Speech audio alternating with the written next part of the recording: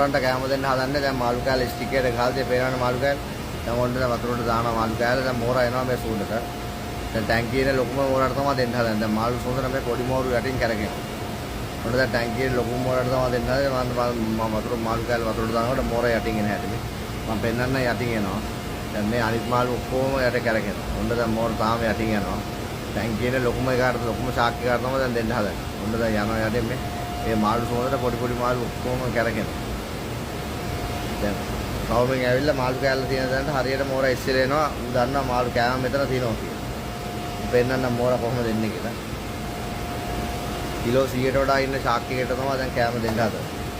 දැන් ඌ මං ඉන්න තැනට පල්ලෙහාන් එනවා. මේ ඔන්න පල්ලෙහාන් දැන් එනවා. දැන් මං ඉන්න තැනට ඉස්සෙලා එනවා මාළු සුන්දර. ඔන්න දැන් මාළු කෑල්ල තියන් ඉන්නේ. ඔන්න ශාක්‍යය ඉස්සෙලා එනවා. මේ ඉස්සෙලා මේ. දැන් මාළු කෑල්ල ගන්න ශාක්‍යය ඉස්සෙලා එනවා. ඉස්සෙලා එනකොට මේ කොහොම සයිස් එක පේනවනේ. කිලෝ 100ට වඩා ඉන්න මෝරට තමයි දැන් මේ දෙන්නේ. දැන් මම ළඟටම එනවා. ඔන්න දැන් හැරෙනකොට මම දෙනවා. ඔන්න දැන්. ඔන්න අරගෙන දැන් ඔහොම රවුමෙන් යනවා. පේනවා රවුමෙන් යන හැටි කොහොමද කියේ? ඔය තමයි ටැංකියේ ලොකුම මෝරා.